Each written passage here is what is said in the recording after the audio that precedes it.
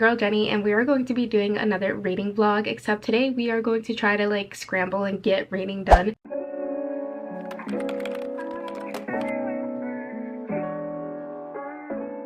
Yesterday I only ended up reading 4 pages, and that's because I got lost in the day between the storm, work, and then editing the vlog that is going up today, July 25th. So I kind of got lost in the day, which is fine, it happens. 4 pages is still 4 pages. Woo! So the goal is to continue Acts of Desperation by Nolan, and I have to cover the cover just because it's explicit and beautiful, but I just again don't know what YouTube will think. So today we are going to be starting on page 32, and my goal is to get to at least page 100.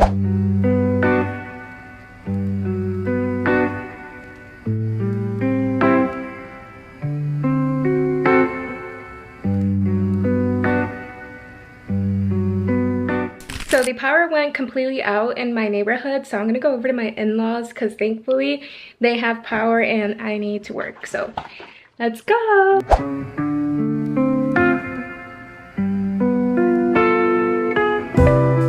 And this morning we're a little hectic with the weather. Power outages, internet's out, it was a mess, but thankfully we are back up and running, so that's a really good thing. I did a vlog yesterday, just insert that as like b-roll. Yesterday was more of a bookish day. Let's go ahead and roll the film.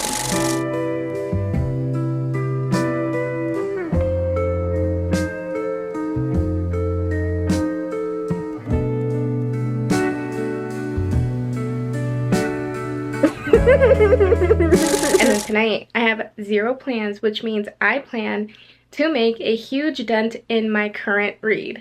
I have updates because what the fuck. So let me go over that with you as well. Update on Acts of Desperation, and please pretend I did a better job at making my bed. I have tabbed a couple of things that have really stuck out with me that I really needed to share with you guys. Our main character, again, I don't even know if we've learned her name. If we have, I keep forgetting. I'm so sorry. She is currently seeing this guy named Kieran. I don't know how to pronounce it, but it's like C-I-A-R-A-N. And in one scene, I'm going to try not to do as many spoilers, but like within the first 25% of the book, I feel like we're pretty good. After that, it'll be more vague. Main character invited Kieran to one of her friends' readings because she's like, let's be supportive. This is the first time you get to really meet my friends. And mind you, they're kind of just like seeing each other. And he was being very freaking rude. Like, he wasn't making any kind of small talk, and he would look over their heads instead of talking at them. Honestly, wasn't even listening. And she even asked, like, why are you being so rude? She said, of course, it's a stupid reading. It's what you do. You go to things your friends do to be supportive, and you pretend they're good even if they're not. He says, these people aren't my friends. Just because you and I sleep together, it doesn't make them my friends. Obviously, she reacted, and he said, what? Did you want me to say I'm falling in love with you? Because I'm not. What a fucking dick. And mind you, this is a guy that she's giving her all to. Then, at one point, he asked her about her body count, and this guy is very insufferable and very insecure, and it really shows, especially in this quote. He asked her and she lied. So he asked her and she said, I've slept with 9. He says, you see, I've slept with 9 people too, and you're years younger than me. Everyone I know has slept with more people than me. What is it with people? Do they just do it with anyone? If you can't get laid, that's unfucking you and your attitude and your personality. Honestly, anytime she describes this dude, I just want to like punch him and also like wake her up. Like, he's not your everything. Anytime she has a conversation with him or even describes him, I get so irritated because this man, like I said, very insufferable, and I just can't stand him. He's also a writer, but he doesn't really let her read his work. But then he told her that he's actually working on a collection of poems about his ex. And then she went to cry, and then he's like, you're not upset, are you? What the fuck? And then, this is the last thing I'll say for now. Kieran tells her that him and his ex are still talking, and that their relationship is very complicated and it has nothing to do with him and our main character, and essentially that she just has to get over it because they're still a thing but they're not together. Makes 0 sense. With that being said, he's still in communication with his ex. He let our main character know that, and she fucked up and invaded his privacy and ended up reading emails between him and her, and this is an email from his ex. Having read your poems, it's my turn to impose on you. I tried to talk to you about us, and you stopped me by mentioning her. We both know you use her to get at me and make me jealous. There is no need. You've succeeded. I am jealous, I'm miserable, I'm angry. I think about the two of you all the time. Idle away hours in the office, finding pictures of her online, trying to imagine what you see in her. She's cute, I can see, but a little chubby for you, no? You used to like that I was long and thin, not at all like her. Is that it? That she is so unlike me? Am I so terrible that you are cursed to seek my opposite? Doesn't it feel strange to be in bed with her and not me after all these years?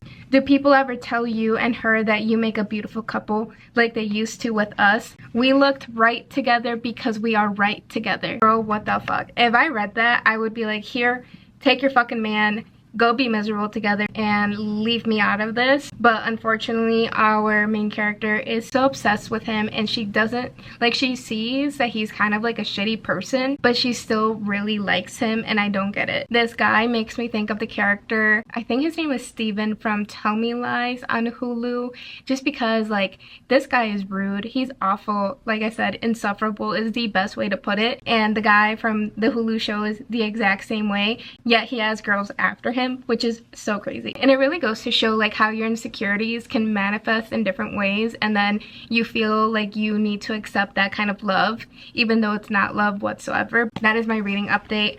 I am now on page 56. I'm going to have my lunch now.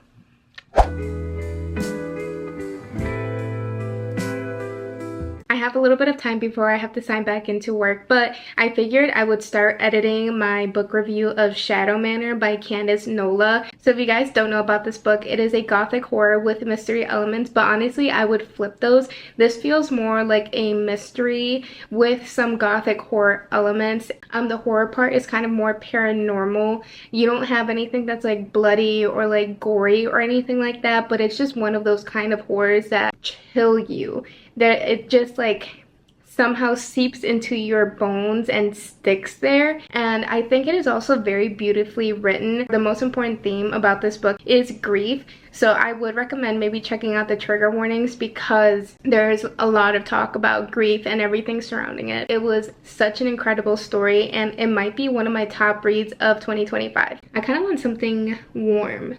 It's really hot out, but these summer storms kind of give fall vibes of like you're inside in the AC, and I kind of want to stick to those fall vibes even though I'm in like bright fucking yellow. But I really wanted to finish my book today. Maybe I'll make a coffee later depending on how I feel, but let's get back to work.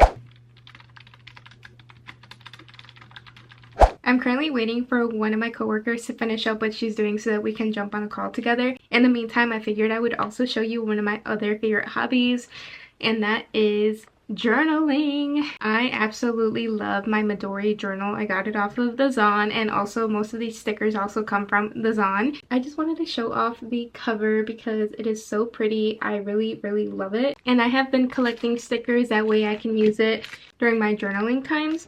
And then my sister ended up getting this for me. It says I can't, and honestly same. The other day we went to the Dollar Tree and I found these sticker sleeves. They were $1.50 each because Dollar Tree doesn't Dollar Tree anymore, but I thought these were so freaking adorable. I really like this fang thing, this rock on thing. I like this little ghost. I really like this little ghost. It makes me think of Midsummer or Midsommar from Ari Aster. So we have some good stickers. It is time for a new entry. Oh, and I also have this black and white printer. It's nothing fancy. One day I will invest in like the colored printer with like very high quality things, but honestly, I don't really care. But I think today we are going to use this guy.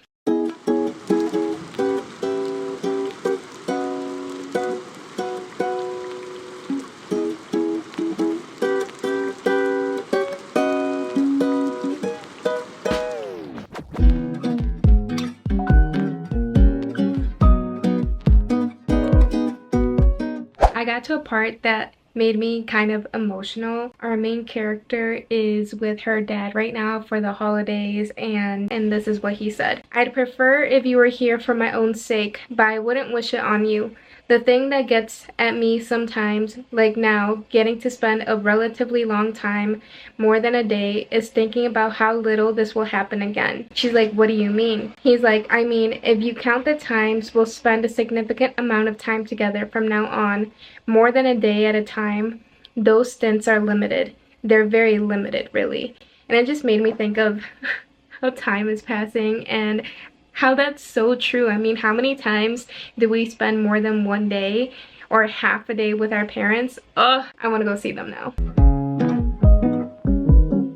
I can't with this man. So some of you might not like this comparison, but this book really makes me think of Call Me By Your Name, and the way that in Call Me By Your Name, Elio is so obsessed and infatuated with Oliver. Like, it literally consumes his every single waking thought. He's also very unsure of himself, and it's a lot like this, but I think Acts of Desperation is written a little bit better in my opinion, and it reads a lot faster than Call Me By Your Name did. Like, I still enjoyed it. I gave it like a 3 out of 5 stars. To be honest, I preferred the movie more than the actual book. And it's very similar to this because our main character is also very unsure of herself. Plus, she's also very insecure. You can see it in her thoughts and the way that she sees herself, especially when she's around her mom. But she is also very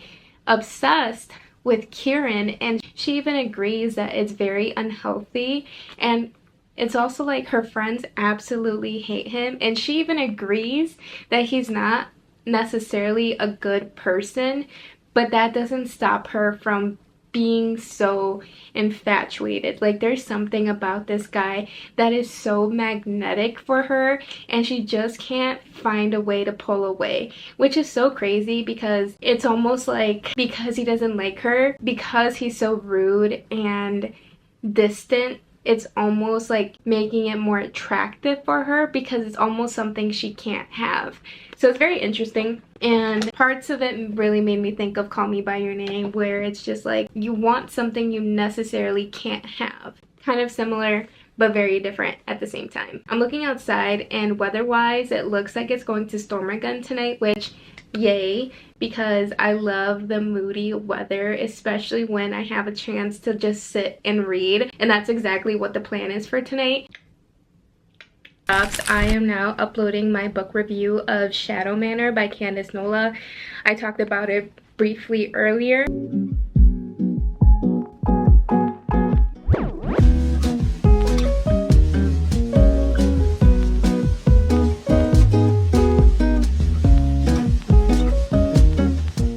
Page 109. I miss you too. Stop it. Stop it right now. I'm in shock. I can't.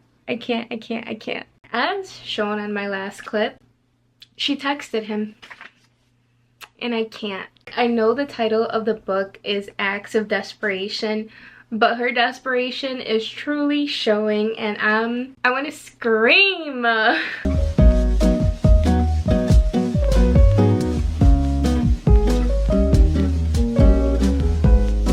To scream into an abyss. I feel like that will make me feel good, because what the fuck? Several of my friends recommended this book to me because I love a messy, flawed character, and this girl right here, messy. One thing that I really love about this book is that it's broken up into sections, and within each section there are multiple chapters. We are in April 2013. So from what I remember, we started in April 2012 in Dublin, and now we are 1 year ahead, April 2013. So a whole year of this mess.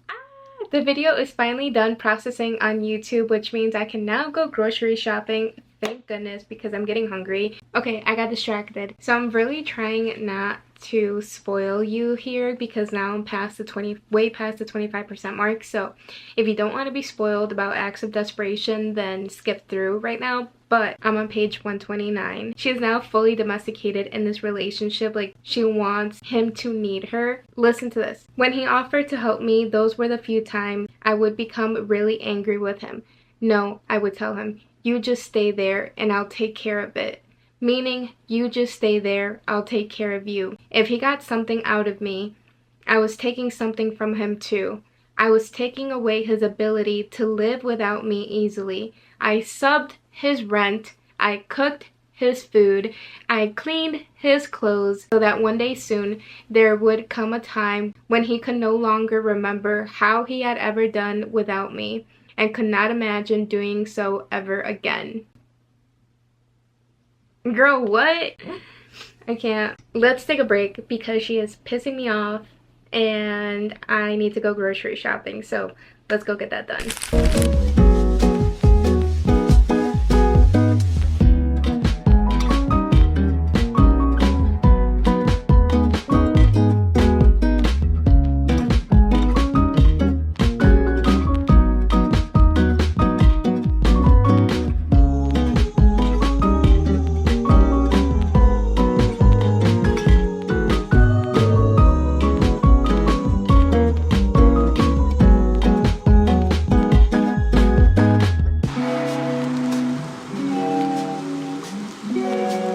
For dinner, we are going to do a quick taste test. First, let's try the mashed potatoes.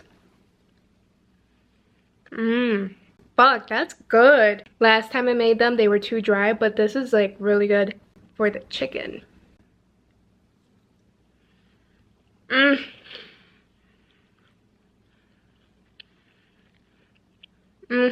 I use this recipe that I got off of TikTok and oh my god, this is my second time making it. 10 out of 10. I randomly picked a movie on HBO. This one is I Love You Forever. It's barely started and I'm already over it, but let's give it a chance. I'm 20 minutes into the movie and I don't particularly like any of the characters and it's kind of awkward, but at the same time, I'm kind of into it. It's not a hate watch by any means because I don't hate it, but I'm just kind of vibing. I don't know where we're going with this Finn guy. I'm kind of nervous that's gonna be like too good to be true. I don't know how rich this guy is. So this guy bought her and him matching real gold bracelets, and he also just booked her a flight to Portland, and I think they're in Tennessee. He also made a comment how his mom left when he was a baby or when he was younger, and he's like, well, when your mom leaves you, it's hard to expect anyone not to leave you or something like that, and just trauma dumped on her. But damn. This guy, I told you he's a journalist, and so he's doing a live news reporting, and he knows that she's watching, and he says, I love you, Mackenzie, for the first time ever. Who the fuck does that? I think he's love bombing, and now I'm very curious if the I love you forever is actually going to be like him being like obsessed and stalkerish. Who does that? I was right. He was 100% love bombing, and he's insane. Oh my god, this has turned into something very traumatizing because he showed up at her house unannounced, uninvited, and they got into an argument because she's like, you can't do this, and then he goes to the bathroom, flushes down that gold bracelet, and he starts bashing his head against the mirror. That's everything that I'm gonna say about this. I just finished I Love You Forever, and that was such a waste of fucking time. So here's the spoiler if you care. I honestly don't recommend watching this movie. The subject matter is very intense, and for the type of content that it is, I really thought they do a better job at it. Acting was not great. They were trying, that's for sure, but it was not great. He was very toxic, manipulative. At one point, her and her friends were gonna have like a reunion with some college friends for like a dining club that they used to be a part of, and he wanted to go, and they're like, well, it's kind of weird because, you know, it's a reunion. And then he was talking shit. He was just like, well, it's pretentious, I didn't even want to go, right? And so she goes and he makes her night hell. He even sends one of his friends to the restaurant to spy on her, and he often threatened to himself several times. He even said, I have a note and they'll know it's all your fault. When he said that, they were at a hotel and people were complaining about all of the noise coming from their room, and luckily there were 2 people there and they asked her if she was okay. Clearly she was not, and she left and they broke up. Then we followed things after the breakup and she was regretting it. She's like, all he needed was reassurance. I hurt him, like I was wrong. And obviously she wasn't, right? Because he was very manipulative and abusive. And then at the very end, she tried calling him because she was gonna fall back into the cycle, and his phone number was changed. So she was worried about him and she turned on the news and he was doing a live report, and at the end he said, I love you, Jenny. She was like, what the fuck? Because it's like now he's on to his next victim. So yeah, that is the end of the movie. That's your spoiler. A 2 out of 5 stars is way too generous. I would say this is like a solid 1. Nobody in this was likable. And I mean it, nobody. That hits the spot. It's a mocktail, but it's so delicious. Anyway, I am going to call it a night. Honestly, I am going to keep reading, but I think I'm done vlogging for the day. I will see you guys in the next one, and as always, happy reading.